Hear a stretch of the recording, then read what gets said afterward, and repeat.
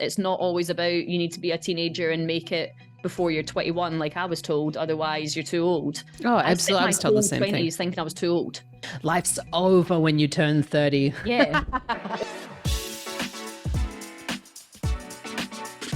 Kia ora and welcome to Singers Having Coffee, the show where I have the absolute privilege of sitting down with some fantastic singers to talk about how they started singing, how they got into music, their careers thus far, their trials and tribulations, and lessons that they've had along the way. Because I know that I've certainly done things in my past that I do a little bit differently, and that's what I'm here to talk about these fantastic singers with. My name is Zoe Stevie.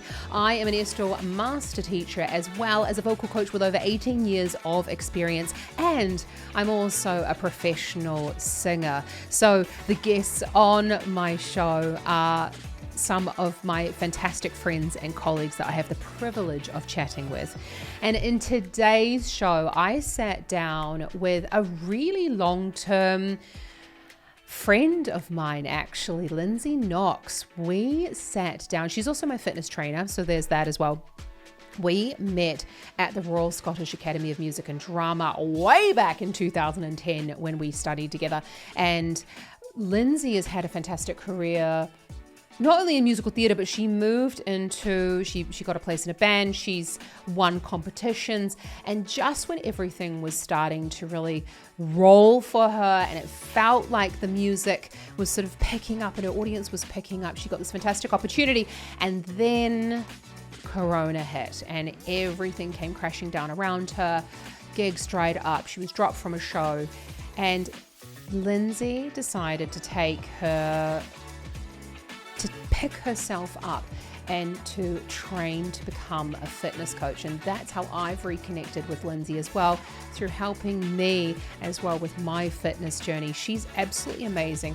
We sit down and talk about everything to do with her journey, the struggles that she's come up with, and how actually fitness has connected with her and made her an even better singer as well. So I'm so excited. Enjoy the show. But as I was doing like a bit of research for today, I love your before and after photo that you've got on your Facebook page. I think you've posted it like on a couple of other places. And I mean, that's how I know you, right? Like with your before photo, that's how we met. Like when we were studying at the, what's it called again now? RADA or something? RCS. It's the Royal Conservatoire of Scotland now, because we're fancy. It's very fancy. I still call it the RSAMD because that's what it is. Why change the name? I know. Why change the name? I was like, the Royal College of what? So, when we were studying together at the Royal Conservatoire of Scotland, sounds super fancy. But, I mean, that's how I met you. So, like, I was so excited for you when I saw Bracken Burns posting about her journey and doing some training with you. How did your training journey begin, though? Why did you decide to get into, you made quite a big step to get into fitness? Yeah, it was something I'd always dabbled in. I'd always I remember at the very, very first time, it was in the first year at the RCS. I was also working with a music producer at the time who I was writing songs with while doing all my theatre work. And he basically was like, if you want to make it, you need to look better. So it was very aesthetic. There's a lot of red flags with this man throughout my career. That could be a whole other podcast of who to avoid in the music industry. But that's kind of where I was like, oh God, right, okay, I need to get to the gym. So I remember chatting to one of our dance coaches and being like, I'm going to go to the gym. Will that be okay? And I remember them saying, yeah, but just watch because it might affect your flexibility if you get too muscly and stuff. So I wouldn't go too hard. And looking back now, I'm just like, that's the most awful advice ever.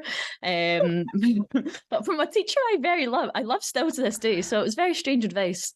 But I remember think we've all had that sort of advice though. My singing teacher, because when I was at the RSAMD, I did CrossFit down at the CrossFit box in Glasgow. Yes. 6 days a week when they first opened. And I got told by a number of people, no, don't do that. That's very bad for you. CrossFit's very bad for you. It's so bad. You know, you just get upper body tension just all up here. It's just with all that heavy lifting, shouldn't do it. Yeah. You'll just be you're gonna like, get big traps and a big huge steak neck, and you're gonna be like, oh, hench. exactly.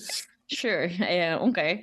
But yeah, I remember that's when I kind of got my first PT. But I went on and off it constantly, and it was just, I think it's about finding the right person, because until I finally did actually start making progress and getting somewhere, it was finding that coach that actually explained stuff to me. And because usually it was like, hey, come for a session, see you for an hour, bye, see you next week. And that was it. So I didn't know what I was supposed to be doing outside. I didn't know what I was supposed to be doing, like movement wise outside of that, what I was supposed to do with my food. I was, again, just thinking, eat as little as possible and move as much as you can, and that's going to work. And then, you know, Gonna burn loads of calories then. Yeah. And ultimately, you're just then going to binge on stuff, and then getting the pure fear with food and scared to go out with friends, and over food preoccupation like crazy, and overanalyzing everything you're doing.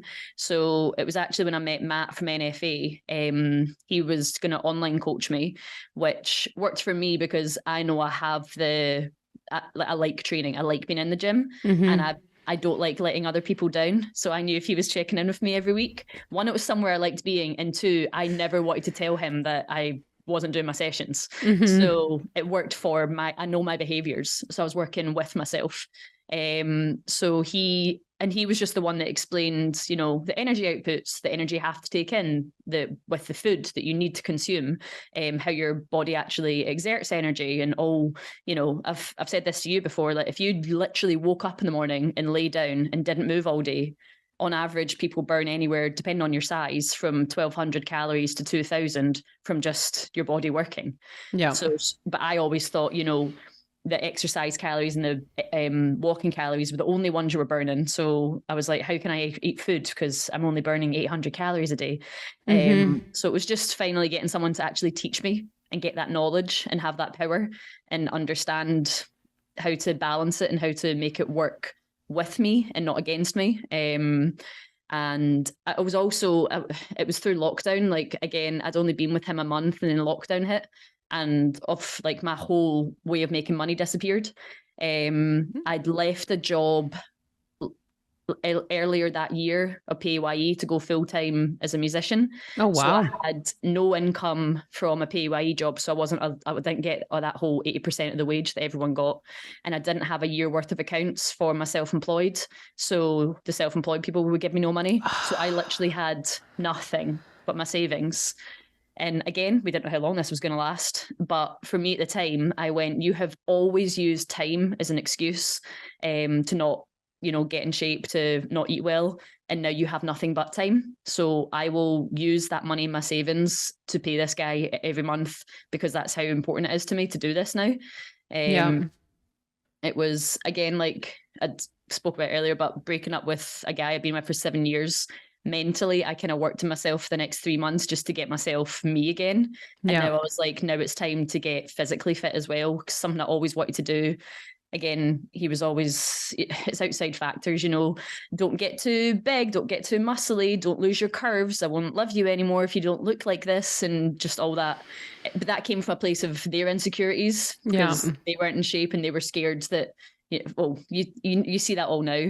So I basically was just like, this is my time. So I was like, let's just do this and stick to it. So during lockdown, we got into a routine, me and my flatmate. We got up every morning, we trained together, then we made breakfast, then we went a walk, and then we chilled the rest of the day doing whatever activities. Sometimes we learned how to bake something or cook something, or we learned a new skill, or we dug out our garden. We just kept ourselves busy. Because we had to, otherwise I would have went insane. I would have been bouncing off the walls and been very depressed.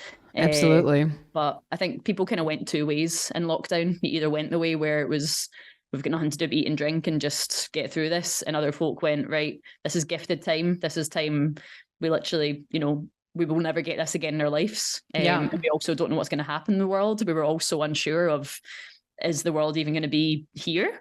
Like, yeah, it's true though, wasn't it? Yeah, it was totally the fear of the unknown. So I was like, well, might as well make my use of it. I don't know what's going to happen. Yeah.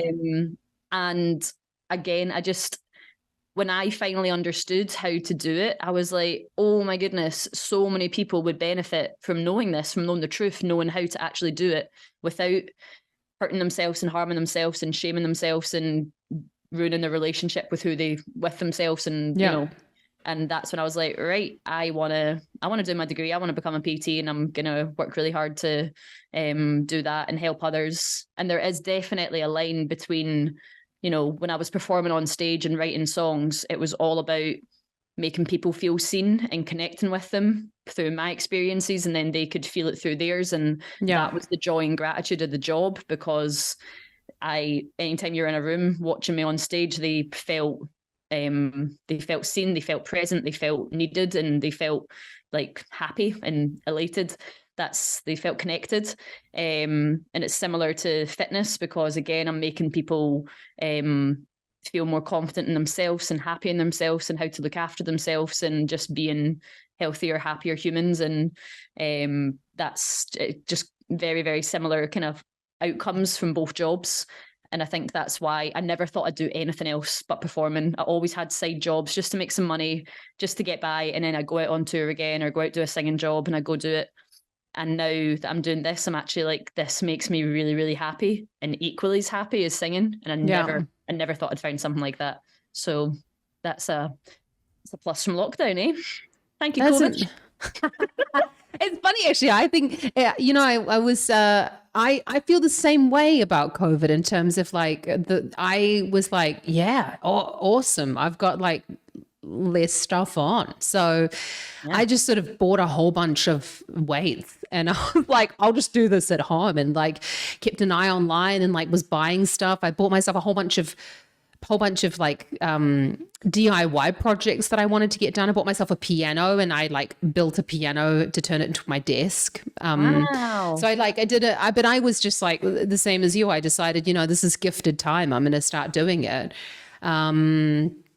And I love it. I know it's been, you know, a horrible situation for a lot of people, but I think it's definitely, you know, not for everybody. It definitely wasn't for me. I think, you know, and obviously, you know, for me as well, coming out of it, you know, finding and starting training with you, and actually starting to get, realize that, you know, my 10 hours of cardio I was doing a week wasn't necessarily going to be the way in which that I was going to, you know, reach my physique goals or even, you know, lose weight at all, because I was just so getting used to it. But so before you started all this, because when you were studying, you know, musical theater, were you a dancer before you started at the RSAMD? So did you have like a already sort of a fitness background?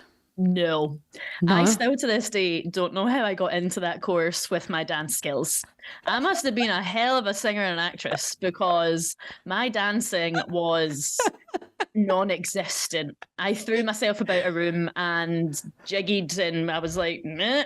I'd never danced in my life. I got pulled out of ballet lessons when I was 4 years old because I was standing just stamping my foot and being like, and they're like, point your toe, and I'm like, no, I want to be outside playing football in the mud with boys. So I never danced. But that was a huge journey, like learning how to dance and learning how to like be connected in your body, and just being aware of your body, really, and how to like the stamina that requires. We did obviously body condition every Monday. And as much as we all like, I still will shout perseverance now and then just for the banter. And what was the other one? She was, I don't know. NRG. Yes. Good old Lynn. She was amazing. But I still remember, again, I thought I couldn't be a dancer, so I don't have the body of a dancer. I'm not a ballerina, so I can't be a dancer. But going through all those classes and learning and having all the different styles come in and learn and different ones, I was like, oh, actually, I love contemporary, and I actually really love jazz. I never fell in love with ballet. I just pushed through it, was what it was. But I'll still remember in third year, the time one of our external teachers who came in just for a workshop actually pulled me to the front and asked me to do the dance to show everyone else how to do it. She was like, there's a dancer, come forward. And I was like, she just called me a dancer. Am I a dancer? And I wrote it in my RPG that night. I think it made it to my final end of year RPG referral thing we have to do, because I was like, I became a dancer this year because someone told me. Um, I But really, love you're a it. dancer. If you can dance, if you're dancing, you're a dancer. You know, Of it's the same as course. like I'll always say people are like, "Oh, I just wish I would love to be able to sing," and I'm like, anyone can sing. It's a muscle. You just have to like learn how to train it. Some people have. Absolutely. Not saying you're going to be Beyonce, but you can sing if you decide that you want to sing. You can sing, and you can work with people. It's the same as people say, you know, I'll never be fit. I'll never be like I'll never look like you. And I'm like, well, you could if you want it. If you want it, you can do anything you want. It's just about finding the right help and finding the right people Yeah. and, you know, getting the right advice. I was just thinking that and getting the right advice, because I think there's just so much shit out there. And I think especially in our industry and especially in musical theater, you know, when you're and in just in music in general, where as you're saying, I mean, it's just such bullshit that people say that it's so based on your the way you look in your body and things like that. Although I missed out on roles because I didn't fit the costume. You know, I was like going up for cover something or other. And then, you know, you get down to the finals and you're like, okay, well, that person fit the costume and you didn't. So, but that had not, you know, it could have been either way. It could have, you know, and I think this is a lot of it. I always misconstrued it as being I wasn't thin enough. And actually, when I now think about it, I'm like, it could have been either way. It could just like have not have been big enough or could not been tall enough. And I think it's so much placed on your, I think a big journey about the whole fitness thing is really finding what do you actually want to do? What are you prepared to do? And do you really want to look like, are you prepared to put in the work to look like the way you think you want to look? Because actually when it comes down to it, it's, you know, looking like a bodybuilder takes a shitload of work. You know, they're not just like, they don't just like come out of the womb like looking like bodybuilders, you know? Yeah, 100%. I think it's also about a journey. Oh, 100%. Like I think most people from a journey, they think what they want is to be a smaller person. That is usually what people come to me being like, I want to be smaller. I want to be X shape or X size or X on the scales. And that never ends up being their final destination. And half the time, what you actually get in the process of learning about yourself and the confidence you find in yourself and the belief in yourself, that's always the golden that people get from it. If like I've got a few performer clients like yourself, and one of them's just been seen for the first time for a West End role, and that she was like, I would never have even went to that audition a few years ago because I would have been like, I don't deserve to be here. I won't be what they want. What's the point of me even going? I'm just going to embarrass myself. Yeah. And now she's doing self-tapes and she's feeling so confident in her self-tapes and she's wearing clothes and things she feels comfortable in. She did a self-tape in a crop top and she's, you know, it's not like you have to be a size 6 or a size 8 to be in a crop top. You just, if you have that confidence, people are far more likely to be intrigued in you and be like, being like, oh, cool, look at that girl. She would shine on stage. Because I think we always think that all roles have to be like these fit, really great looking people, but really the industry's moving and they want all shapes and sizes. They want, you know, they're becoming they've become much more better with like the different ethnicities and ages of everyone as well. Yeah. And they're also doing it with shape. It's not about always being you know, you used to get the Disney cruises and you're like, you can only apply if you're between this and this weight and this height. We're moving so far away from that. And really, it's just like, if you believe in yourself, you're going to attract that energy if you have that confidence. And that was probably the biggest thing I felt in myself. And I've seen a lot of clients, whether it is, you know, so many people go for job interviews that they didn't think they'd go for, but now they have the confidence to. Yeah. They do things like, you know, if it is going out on dates and actually finding someone they're like, find the love of their life and they're now really happy, or the opposite way, they actually leave someone because they're like, hey, I'm worth so much more than this, and you don't add to my life. Yeah. And it works so many ways. You end up making your life so much better just because you've actually worked on yourself. Yeah. And it's not just about exercising. It's about how you speak to yourself. People are so bad for negative self-talk, and as we're like, just to wind back to there, like saying, oh, I can't look like that, I won't look like that, and I can't do that. It's like, well, if you tell yourself you can't, of course you won't. It's like saying, I'll never get that part, or I'll never be a singer. Like if you believe that, then what are you even doing here? You need to have that belief in yourself and have that want and that drive. And it comes back to just, what are your goals? Like actually physically writing them down. And why do you want this? What's your why? Why is it so important to you? Yeah. And if you can dig deep enough and get like that good emotional why, you will naturally progress away. So you'll naturally fall away from it sometimes. We're never going to be 10 out of 10 weeks, 100% on it. Like, it doesn't exist. It's not possible. No. Perfection isn't there. But there will be times where you proper fall away. And that's when you just come back in with your why. Why is this important to you? And if you can dig deep enough to get something that will curb you back in every time, you're never going to lose that. And it's just life. Life goes up and down. And if you can always have that reason to bring yourself back in, you will succeed, because the only way you can properly fail is if you give up. And that can so often comes from not believing in yourself, not having confidence.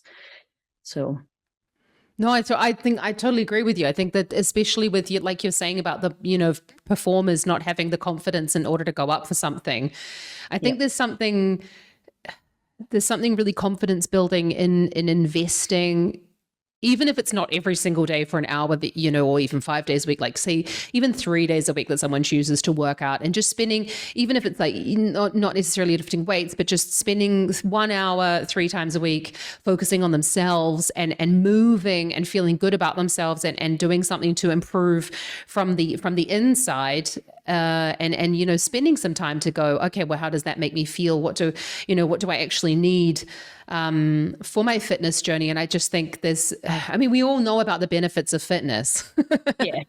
But I think there's like, you only have to like kind of like Google fitness and it comes up in every single, magazine and website about extolling the virtues for heart health and things like that. But I think I love that you said about your performers that it gave her the confidence to go up for a West End role. There's nothing that says that someone shouldn't go up for that role, apart from, as you're saying, your own self-belief and your own kind of... You're physically being invited. Someone's saying come and you're like, oh no, but I'm not worthy. It's like they're literally saying you are.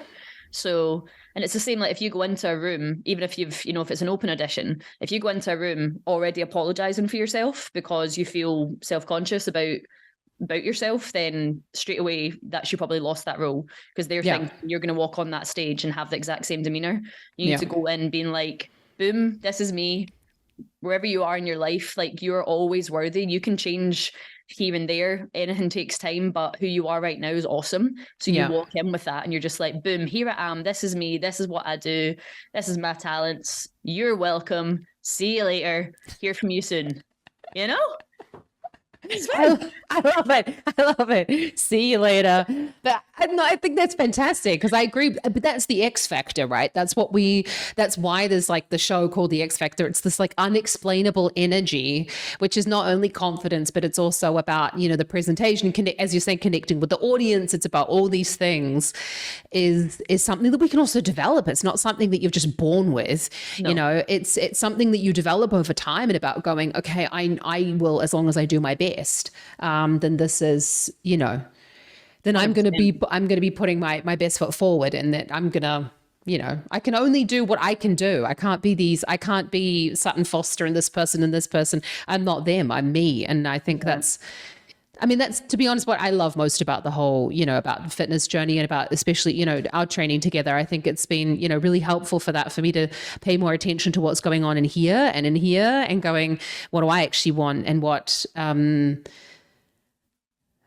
because I always had as you're saying, someone wants to come in with that. I'm just laughing at myself because and I do. And I think it's fair enough. I think we all do. I think we have these ideal versions that we think about ourselves, and then realizing that, oh, okay, actually maybe that's not as important anymore. And that's absolutely fine. I think that's, something that all of us singers, I think, have to go through. Singers, performers, dancers, I think it's because it's so much to do with your body. We think it is. And I suppose it is actually in our training a lot to do with our bodies, because you do have a lot of body on display when you're training, with ballet and things like that. It's not exactly like you're, super covered up. So of course you are, looking at the different body shapes and things like that.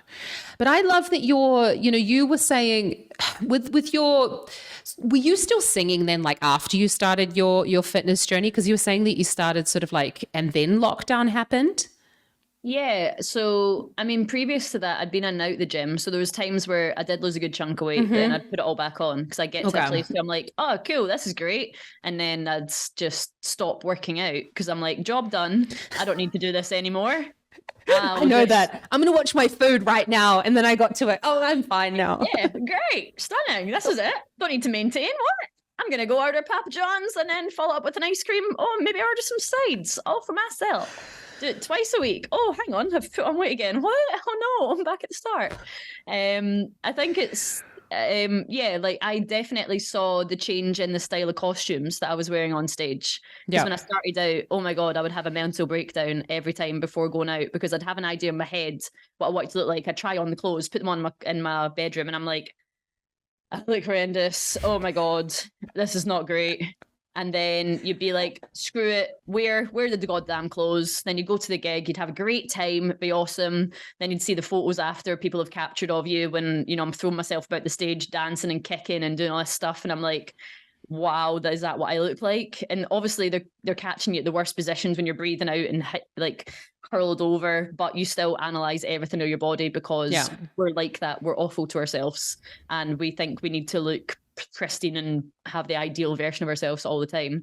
But I definitely saw an evolution of, you know, wearing baggier stuff and just more covered up to by the end of when I was feeling a lot better in myself. Even when I wasn't at my smallest, I was just comfortable in myself. Yeah. And I was going on stage with like crop tops and shorts on and these big, huge swishy coats and or like these brassiere things with loads of jewels on it and just being like, this is cool. And not at any point in any review was I ever commented on my body. It was always this girl's energy, this girl's stage presence, this girl's confidence, this girl's vocals.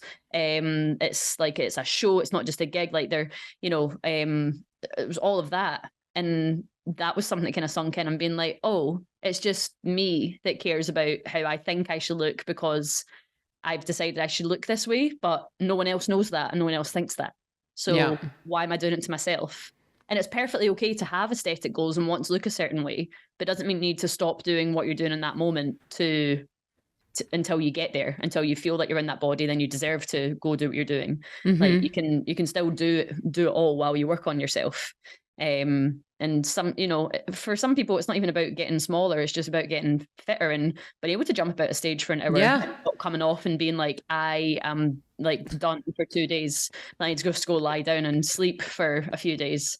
And it's that stamina level as well. Like when we were doing, you know, at the RCS, we were doing like six show weeks and stuff. Like I remember doing Little Shop. I got chucked on all the high lines. I was one of the Vanettes and I got chucked on the high line because Hayley'd lost her voice and we were switching each song between who was in the mid or the high. So I had all this huge, powerful high singing. And at this point I was going to the gym and I didn't get sick once. I didn't lose my voice once. All through the rehearsals. I am one of those singers that I find it now and then I'd back off, but most of the time I'm going all out because I want to see how it feels and build up that stamina. Yeah. And I made it through that full show without ever losing a voice, without feeling absolutely gassed by the end of the show, and had a really successful season with that. Awesome. And I think that was down to I was at the gym at that point, and I was that was one of the times I was at the gym before I fell away again. And it really, really helped. So did you notice a difference in your stamina levels then between between working out and then not working out? Did you notice, you know, because obviously at the RSAMD there were like massive, or RCS, there was like huge, you know, they're massive days. We were in there for a really long time and like big dance classes and obviously all the rehearsals and stuff like that. Did you notice a big difference there? I think it's when I left the RCS I noticed the biggest difference because I stopped doing so much. I stopped doing days. And I stopped doing, because we were dance training like 5 times a week. Like we were always moving. We kind of just got accustomed to 14-hour training days are normal to do all this stuff in. So then I graduated and again, kind of fell away from the gym and I was still trying to tour and sing and do all this. Like it became a lot harder and I didn't help myself either because, you know, if you're doing late nights, then you just get home and you're like, I don't want to make it and I'll just order a takeout. Yeah. And you're not helping yourself in any way because you're not fueling yourself with things your body can process easily. So you're feeling it the next day, you're still feeling sluggish, and then you're like, oh my goodness, I need to now drive to this place and do a show here tonight. And then you start not enjoying your job because you're tired and you're getting burnt out, and it's purely because you're not looking after yourself. And I'm like, hang on, I should be so happy I'm getting paid to do what I love, and I'm actually sometimes dreading to show up to a gig. Like, that's not okay. That's not you. You need to go sort your stuff. Yeah.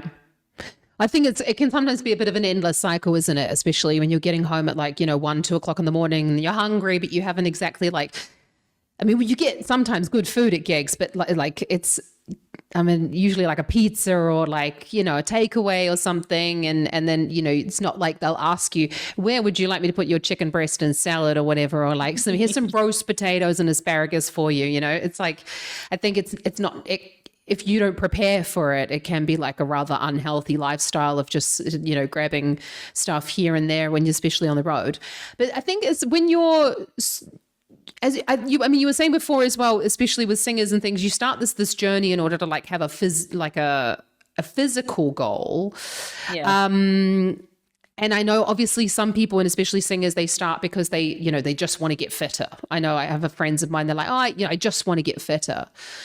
But what do you reckon are some of the major pitfalls that you experience with your clients when they're starting their fitness journey?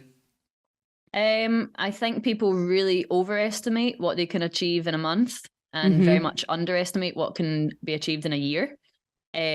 So to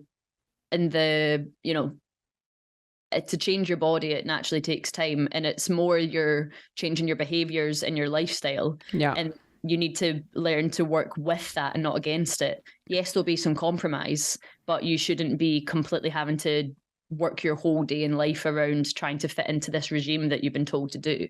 So I think it's, not trying to fit into what someone else has done, because that's their life and they have their own life, their own responsibilities, their own work, their own everything else. They don't have the same schedule as you.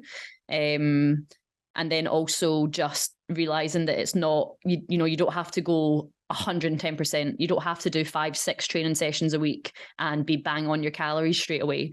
That all takes time to adjust. And again, I'd rather you get in 3 really solid, awesome sessions that you're enjoying rather than 5 sessions that are half-arsed and you're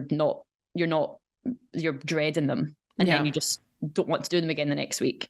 And then again, just that education around food. Like, some people the amount of times I need to encourage folk to eat more, it's unreal. I'm like looking at their calories. I'm like, you're still only eating 1,200 calories a day. I've told you to eat far more than that.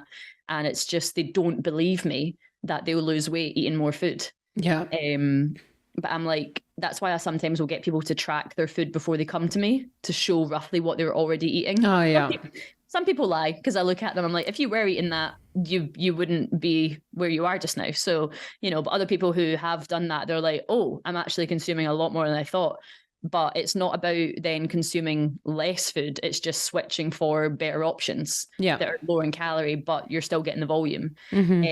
So I think it's, not making sure you're listening to the nutritional advice you're getting. Because I think, as we know, the same with singing, there's so much misinformation out there on the internet. And there's so many people on TikTok that are like, hey, tie this belt around your waist and you're going to have a 6-pack in 2 weeks. And then when you don't, you're like, oh, I'm a failure. There's something wrong with me. I failed. I'll never be able to have a slim stomach that I want because this, the TikTok video didn't work for me. Or, hey, you drink this lemon water every morning and you'll drop 5 pounds. And it's like, no, because again, it's just wrong. It's wrong. So I think most of the time, the first few weeks of me working with clients is trying to convince them that I'm correct and they've come to me for a reason. So to trust, and just give me a month. And if you still think I'm talking absolutely craziness and nothing's happening, that's cool. You can leave. No one's ever left because, after they've hit the goals, of course. But no, everyone's realized that, you know, it's not an all or nothing mentality. It's not that you have to put your life on hold while you do this. It's actually finding something that you can then continue for the rest of your life, and you're just adjusting. Like, don't be like me and train for ages, get good results, and then never train again because you're like, oh, I've got the body now. Like, you know, I say this quite often, and I know it seems mad, but I think we forget we didn't used to be able to just like go buy food from shops. You'd have to go out into the woods and catch your food. So that required exertion, that required running. You had to physically do it, otherwise you wouldn't eat.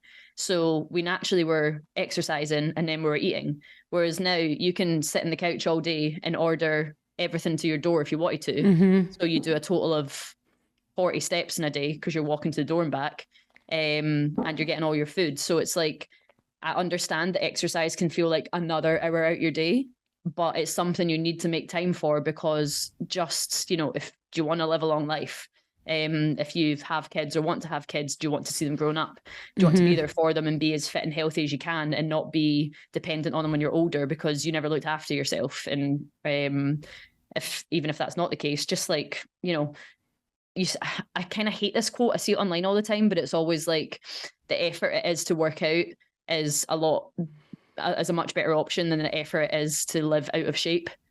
And although I feel like that's not the best way to say it, there is some truth in that. Like, you know, I've got a client just now who's simply just wanting to be able to go to Australia and be able to sit in the airplane comfortably, and then be able to go on roller coaster rides with her nephew.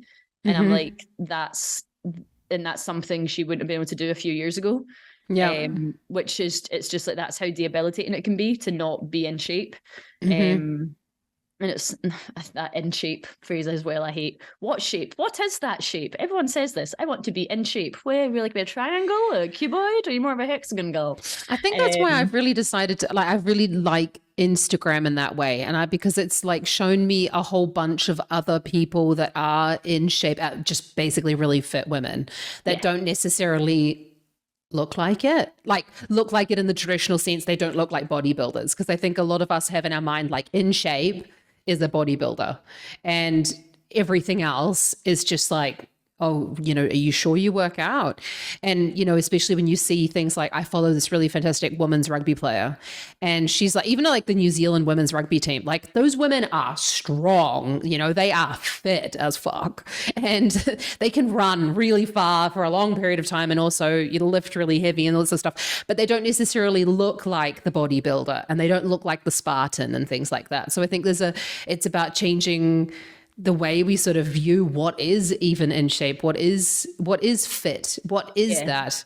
I know my CrossFit trainer always used to say fitness for him was not just like lifting really heavy weights, but fitness was for him also being able to run to the bus, and fitness for him was being able to move his couch without getting a strained back, and to haul the dog food down to the basement without, you know, that was fitness for him.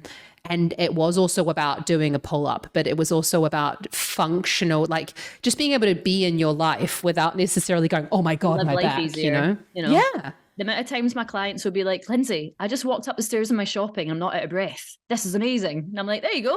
Life's getting easier. And I think, you know, I have some friends that you'd look at, like, I once actually had to give a client in the gym in trouble because I don't have her anymore. She's the only client I've ever been like, I don't think this is working. Because she was basically saying about one of the PTs being like, oh, she's a PT. And I was like, that woman, just this week, she's a power lifter, and she's just set the world record in her weight category for her squat. And she got a total of I think she squatted 230, benched 105, and deadlifted 240. Her overall total was nearly 600 kilo in 3 lifts. Like, she is incredible, but she's not ripped and got a 6-pack, so she's not fit. Like, we have so been shown by the media being like, this is what it looks like. You know, a few years ago it was being all heroin chic, and we're all looking like size zeros in the catwalk, and we all want to see all their bones on show. And now it's become more, oh no, if you don't have curves, then, you know, everyone wants curves now and wants to have a big bum and big all this. It's just like, no, what do you want? What do you like? what's going to make you feel confident? And, you know, you don't have to look like any of these things you're seeing online. You just have to be comfortable with you and have, as you're saying, a fitness level that just makes life enjoyable. You know, you can go, you know, if you drop your bus ticket, you can run after it and, you know, not be worried about yourself. Or I was excited actually this week because I mean, obviously, you know, I've been the difference between a year of watering my garden, and I just noticed the difference of filling up two water cans, and the difference. Like last year, I was like, you know, and like my shoulders, and then like this year, I'm like, oh yeah, that's easy. Like even I just thought to myself, even this simple act of just like yanking two ginormous water cans out of the water at the same time. Like before, I would have to do one at a time. So like to do that is like I'm super happy about that. You know, I don't necessarily have to bench press my husband or whatever, but I would really like to just be, you know, more functional in terms of, you know, what I'm doing around the house and kind of feel like I can, you know, lug that sack of potting mix around and not have to ask anyone about it. Yeah. But you know, this idea of, so, I mean, that was a whole bunch of things all at once. That's very cool. I love it. I'm trying to like figure out where was my question in there. Where do we go? What are we talking about? That's what happens when you talk to me. I'm just like, I can talk for Scotland. So be your longest podcast ever, 5 hours with Lyndsey and Zoe chatting all the stuff. Listen to it on ×3. Maybe not. I talk quite fast. I don't think I could handle on ×3, but I'm not. I just love it though, because I think, you know, that just this idea of not necessarily having to look like a Spartan or like not necessarily looking like a Spartan when you do start working out. I know that's personally like a lot of my friends say, oh, Zoe, you know, but I don't want to look like, I don't want to like look muscly or whatever. I don't want to look like that. So maybe some singers don't necessarily want to look super muscly or anything like that. But what would you recommend to them to just do as like, just to sort of like hold their fitness? Do you have anything that you would recommend for them, for people? Is it about finding someone like you and having it like completely personalized? Or is it about just should I be doing yoga? Like what is sort of what would be like a good mixture for a singer to do who's, you know, they're busy, they're practicing and all that sort of stuff. What do you reckon? I think, it still comes down to, if we're just thinking of an average singer and what you need, so you just need a general well-being and a general level of stamina and some fitness. So it's still just finding what you enjoy doing in that. Yeah.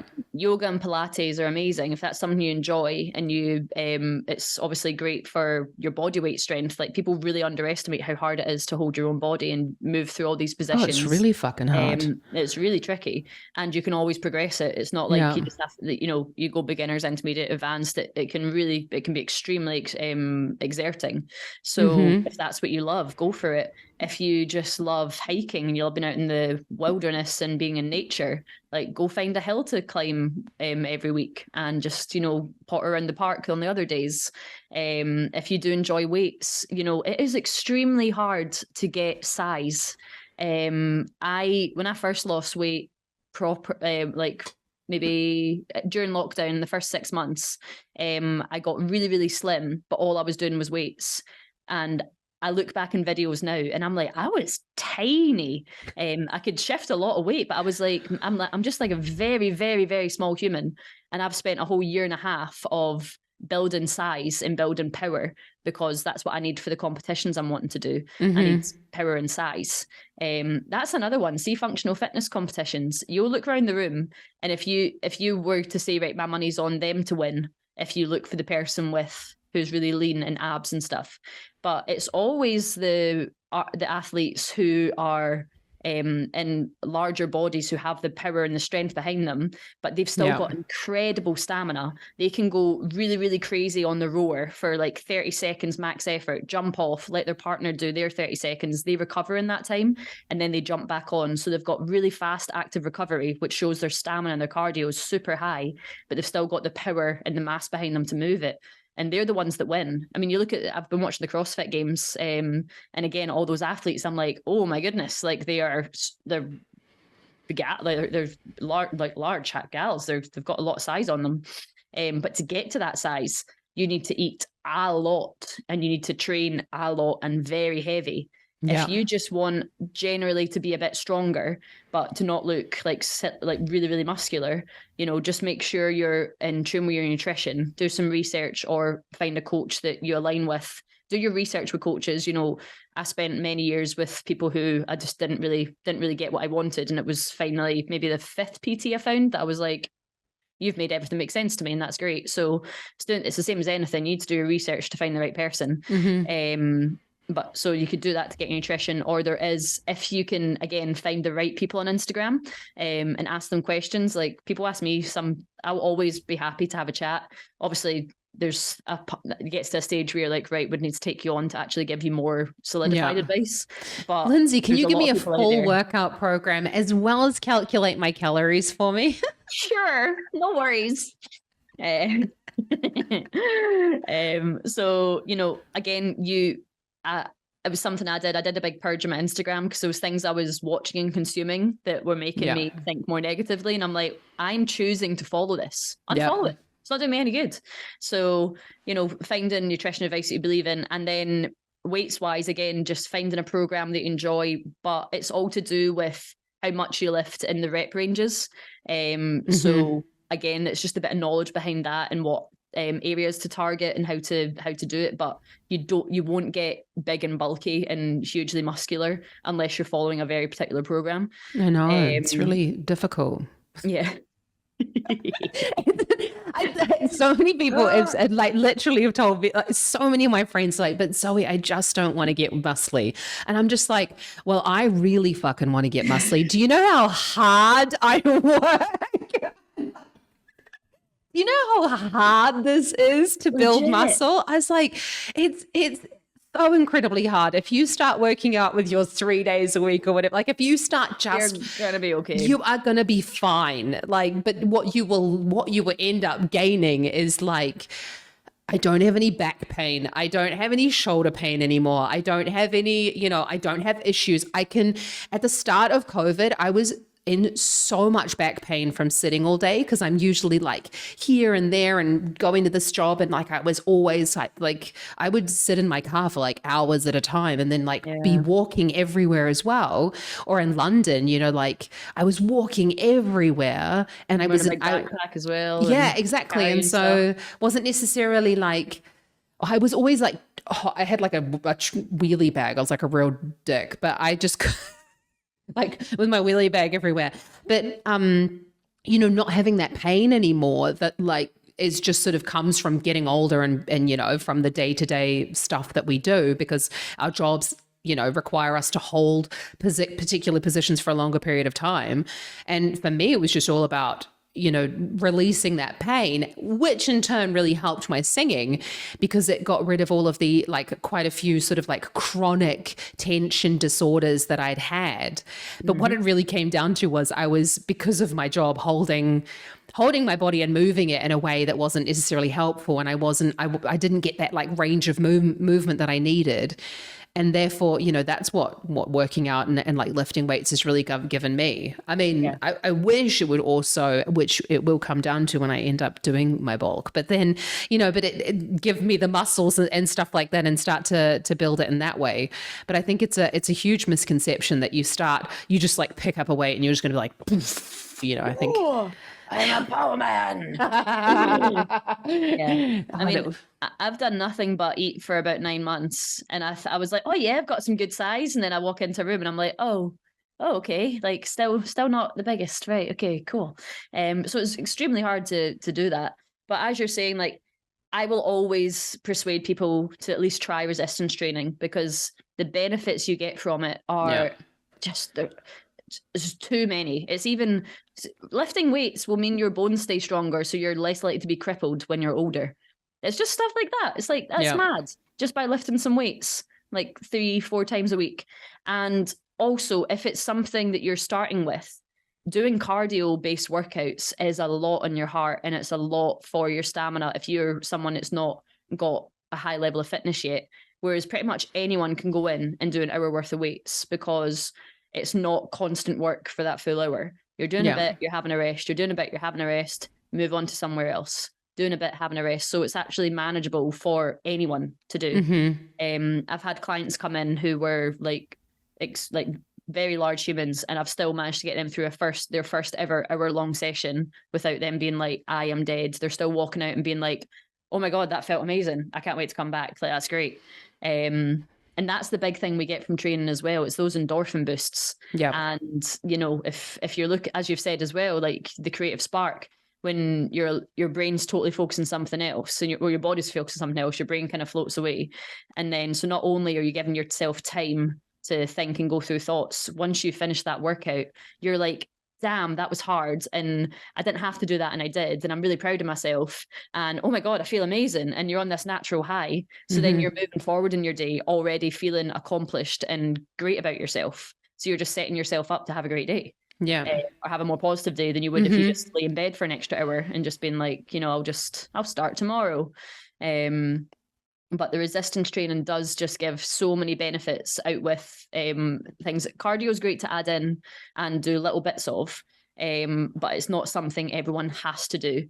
And it is just more, it's far more strenuous. And I think that's what puts a lot of people off, is starting just thinking, I mean, starting anything's going to be hard. You're learning a new skill.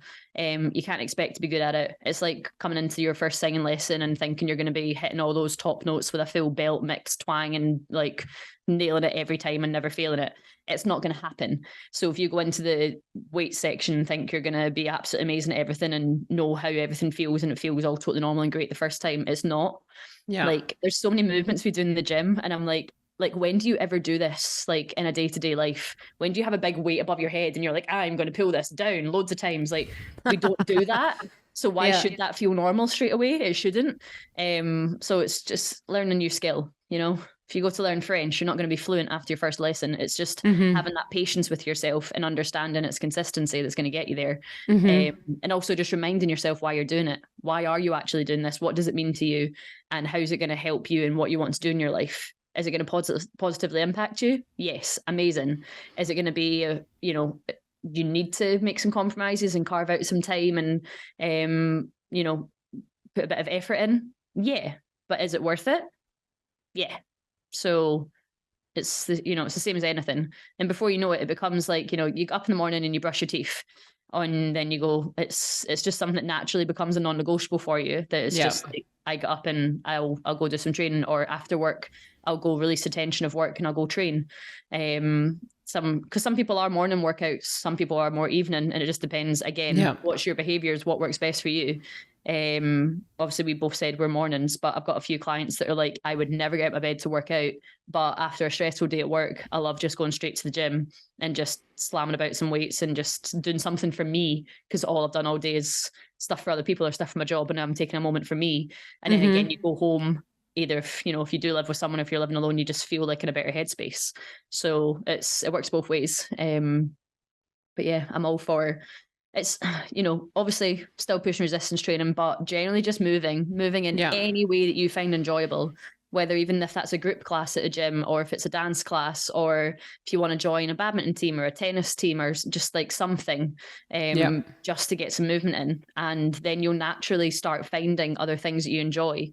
If you told me a couple of years ago I'd be competing, doing obstacle course racing and functional fitness events and getting like, you know, I would have laughed you at the park. I'm like, what are you talking about? Me? Nah. And now I'm like obsessed with it. And I think I've done my 11th competition of the year just at the weekend there. Like, your 11th competition this year alone. I've got a wee bit of an obsessive personality, I think. I was going to say, I think you like either go at things, I think we're very similar. It's like either 100% or nothing. Like, I love it. But again, it's just, you know, it gives me a purpose to why I train, because otherwise, you know, I'm just training just to look after myself. But I loved having a focus and being like, right, we're aiming for that. What do I need to focus on for that? X, Y, and Z. Yeah. And also for you guys, like, I want like all my clients to be looking at me and being like, you know, some of my clients are now doing obstacle course racing. Other ones are now going, oh, I'd quite like to do some of these functional events. Tell me more. And more people are like, Tori's just done a 10K, and so's Emma, and Rachel's done her full marathon. Like, people are now putting themselves out there to do stuff that, again, they would never ever think they would have done. But it's just come through contacting me and getting their foot in a gym, and then your head goes wild, and what you think you can achieve just becomes limitless, and you just start doing really cool things. I think that's amazing. I think it's a lot about as well finding. I think fitness, and I often I don't know whether my students get really just sick of me explaining the analogies between fitness and singing, because I feel like there's so one. I mean, I really feel they're not one and the same, but they are very, very similar in the way that, if you want to improve your fitness, it is about basically finding something you love and finding a routine that you love and kind of making it a non-negotiable in your diary. And it's the same goes for your singing. And it's a practice that you have to keep on doing. It's the same for your singing. It's something that you have to keep trying to go higher, reach harder, lift heavier weights, run further, do a little bit more every week, trying to push yourself a little bit. It's the same with singing. I'm always talking about, increasing your ranges. And as you were just saying about your competitions have become your goal thing, I say the same thing to my singers. I'm like, okay, all right, when's your next open mic night going to be? When is that's why I always organize student concerts for students. And we're just doing a project in July about recording music videos for everybody. Yes. And I really feel like I bit off more than I can chew there. We did it last year as well, but I got everyone, I was like, no, we're not just going to do one. We're going to do 3. I was like, how many hours are we going to be editing, Zoe? But, to have something, I think and as you're saying about the, to why you want to start the fitness journey, really having a goal in mind of saying, okay, well, what do I even want out of this? What can I realistically get out of, achieve within the time? And that's what I love about, that's why I always say especially to friends of mine, we're similar ages, and to do, actually, how old are you? 31. Okay, so I'm 35, so similar ages.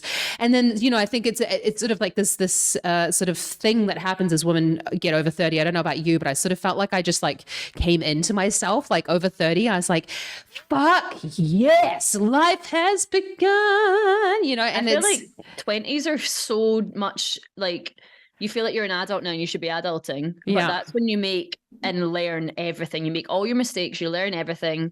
I was buzzing last year to turn 30, and everyone's like, why? And I'm like, because I just had the best year of my life there, and I'm going to have another amazing year now. And I feel like I finally worked out this whole life thing, and I'm just in a really comfortable place with it.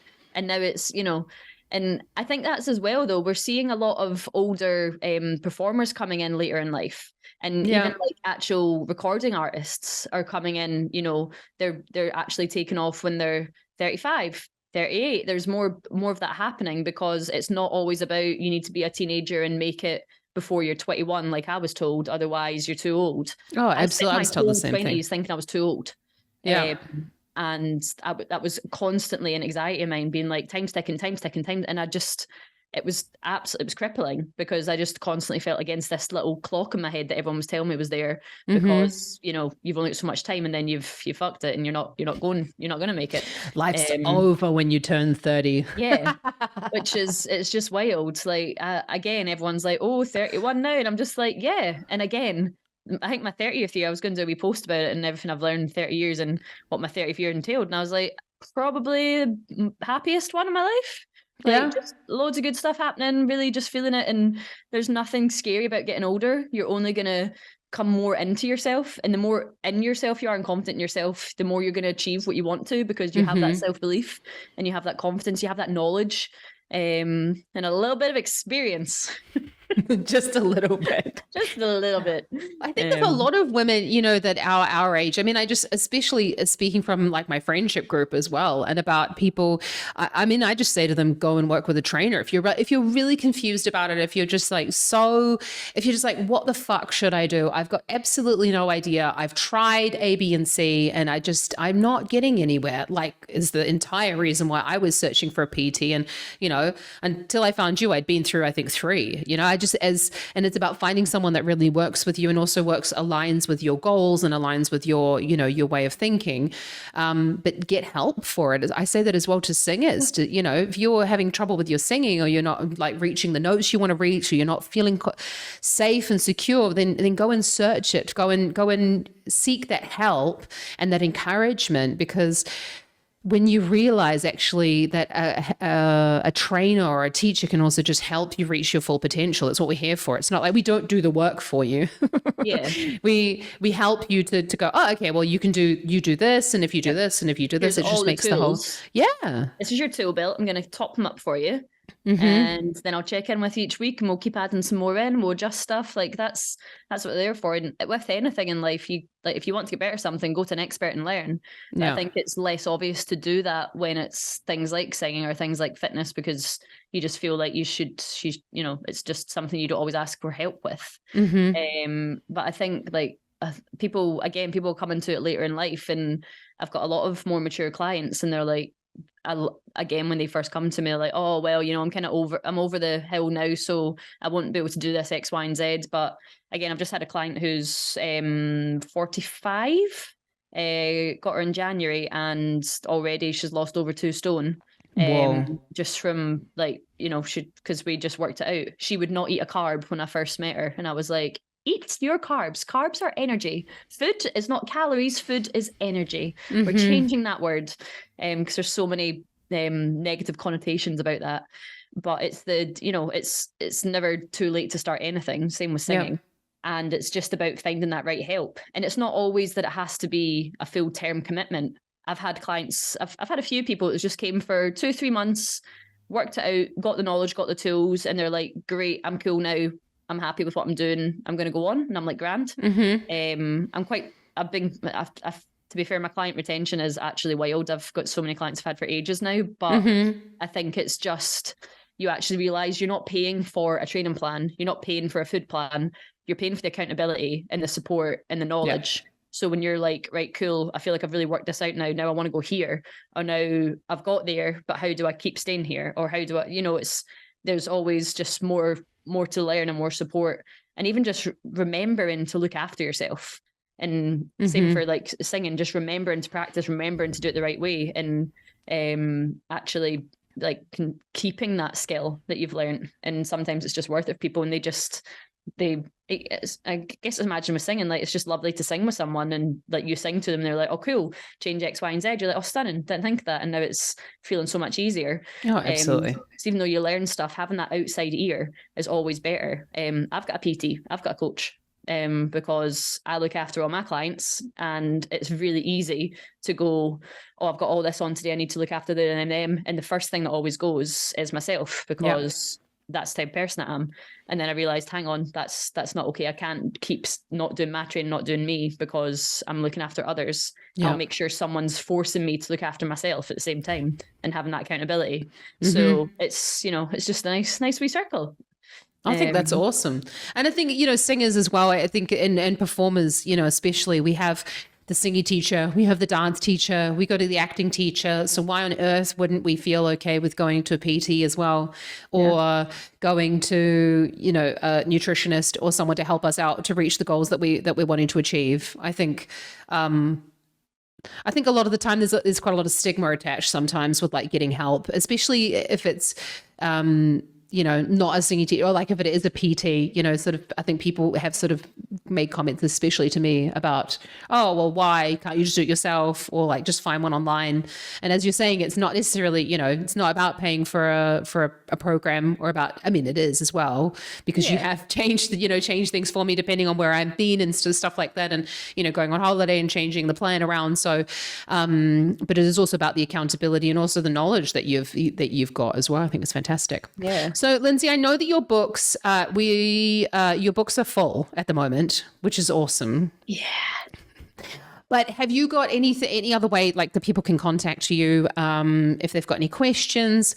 But also, I know that you've got a fantastic group of coaches as well at the gym that probably maybe one or two have a couple of open slots if anyone wants to get in touch. So my DMs are always open. I'm always up for helping folks. So you can drop me a message, Lyndsey Knox Fitness on Instagram. I'm sure there'll be a wee thing in here to say that anyways. I'll put all of the information in the show notes about how people can get in touch with you and if they've got any questions. But I think as well, just about, if they've got any recommendations. I think sometimes finding a personal trainer can be quite a challenging thing. And I know that, as I say, I went through a couple that really didn't align with my goals. But I think it's all, as you say, if someone can get in touch and say, Yeah, definitely. Because I've had a few inquiries recently.